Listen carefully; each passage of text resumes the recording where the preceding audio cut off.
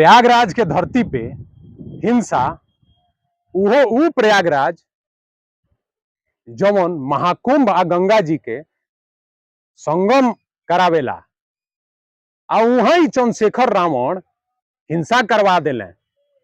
आ यह जातीय संघर्ष से जितना नेता पैदा होले उ ऐसने जवन बा सड़क छाप टपोरी रहेले, शुद्ध बोले के सहूर ना रहेला। तो गोर छू के प्रणाम करतानी हम अमरदेव सिंह बिहारी। और भाई लोग का हाल चाल बा?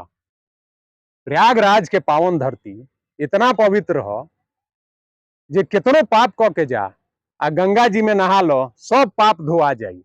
लेकिन भीम आर्मी के संस्थापक चंद्रशेखर रावण प्रयागराज में भी पवित्र ना हो पइले और ना तो जातीय उन्माद फैला के हिंसा करवा दिले।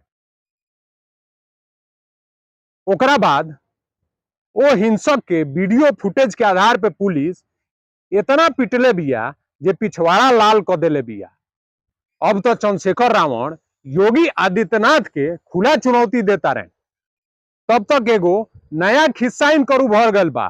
पिछला वीडियो में हम बतैले रहनी इंदौर के एगो रोहिणी घाबड़ी लगातार आरोप लगावतारी जे ओकरे साथे यौन शोषण कैले बारे। बताओ, यौन शोषण करे वाला ई पापी आज लोकसभा में बैठल बा। आज जीरो टॉलरेंस नीति के बात करे वाला उत्तर प्रदेश के मुखिया योगी आदित्यनाथ खामोश बैठल बारे। आखिर ओह दलित बेटी के न्याय कैसे मिली? आखिर न्याय खाती वो बिटिया दर दर भटकतिया। आज तो रोहिणी घाबड़ी दिल्ली पुलिस के ट्वीट कैले बारी आ ट्वीट में का लिखले बारी अपन पीड़ा सुन लो। नमस्ते दिल्ली पुलिस, 1 हफ्ते से ज्यादा हो गया कंप्लेन किए हुए, लेकिन अब तक कोई रिप्लाई नहीं आया। आखिर एफआईआर कब होगी? अगर 1 हफ्ते में इस केस में कोई सुनवाई नहीं हुई तो मुझे मजबूरन यूनाइटेड नेशंस के सामने भूख हड़ताल पे बैठना पड़ेगा। अगर इंडिया में होती तो संसद के बाहर बैठती। मैं नहीं चाहती कि अपने देश का तमाशा बने। इंटरनेशनल मीडिया इस पर न्यूज बनाए कि भारत की बेटी की आवाज उसका देश ही नहीं सुन रहा है। बड़ी मुश्किल से डिप्रेशन से निकल के इतनी हिम्मत की कि लड़ूं मैं अपने आत्मसम्मान के लिए, लेकिन आप लोग भी मुझे सिर्फ निराश कर रहे हो। मैं किसी नेता की कोई हेल्प नहीं लेना चाहती। मैं देखना चाहती हूं कि अपने देश में एक आम इंसान को न्याय के लिए किस तरह की कठिनाइयों का सामना करना पड़ता है। पिछले 5 साल स्विट्जरलैंड में मैंने कभी किसी नेता की मदद नहीं ली और सारे काम आसानी से हुए। वहीं अपने देश में देखना चाहती हूं, क्या अपने देश में नेताओं की ताकत इतनी है कि एक एफआईआर तक नहीं हो पा रही है? मेरा गुस्सा यह सोच के बढ़ रहा है, एक गरीब गांव की बेटी कैसे लड़ती होगी इस सिस्टम से।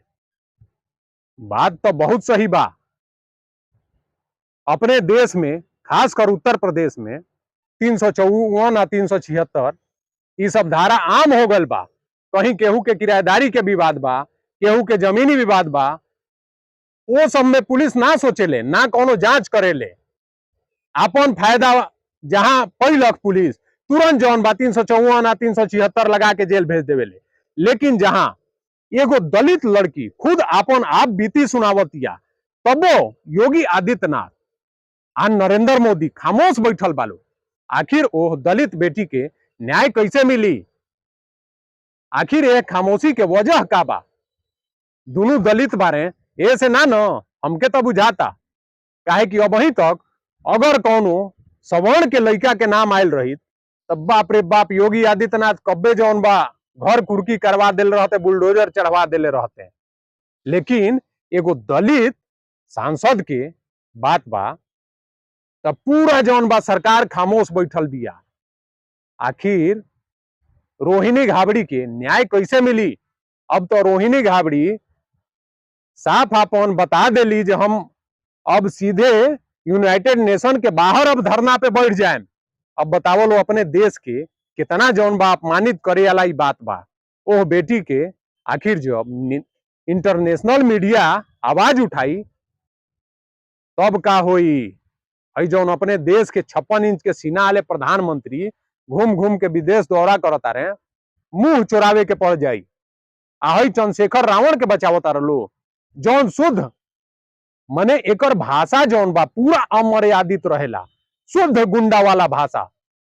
ई तो वर्दी में अगर आदमी खड़ा बा तो ओहू से बदतमीजी से बात करेला, निहायत ही गुंडा वाला भाषा के उपयोग करेला।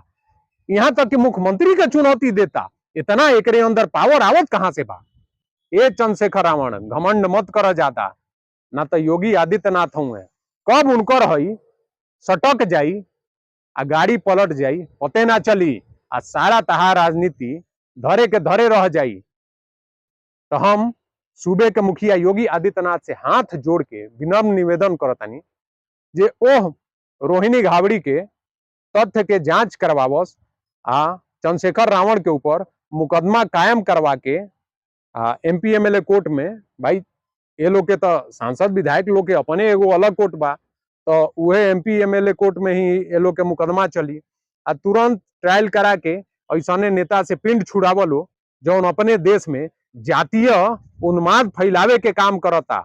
ना तो अब वही तो छोट हिंसा भइल बा, यही सब चलत रही तो कहीं बहुत बड़हन हिंसा ना हो जाए अपने देश में। आ खासकर देश के प्रधानमंत्री से भी हमारा निवेदन बा जे यह मामला के संज्ञान लेके तुरंत चंद्रशेखर रावण पे कार्रवाई कल जाओ। तो भाई लोगन यह विषय पे का सोचता रहो, कमेंट करके अपन राय जरूर दी। आ वीडियो के ज्यादा से ज्यादा लाइक करिए लो, शेयर करिए लो, साथ में चैनल के सब्सक्राइब जरूर करिए लो। तो बोलो बिहार की जय।